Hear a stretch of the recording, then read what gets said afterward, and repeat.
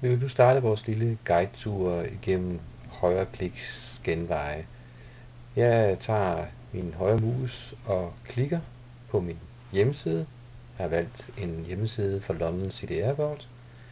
Og jeg går ned og vælger det, der hedder Oversæt med Bing. Jeg klikker venstreklik, og jeg ser, at min skærm er delt allerede nu med 2. Hvis den ikke er det, så går man op heroppe midt på skærmen. Kan I se hånden, og der trykker man. Det behøver jeg ikke gøre, for den er delt. Det man nu kan se er, at der nu er skærmen er delt i 2.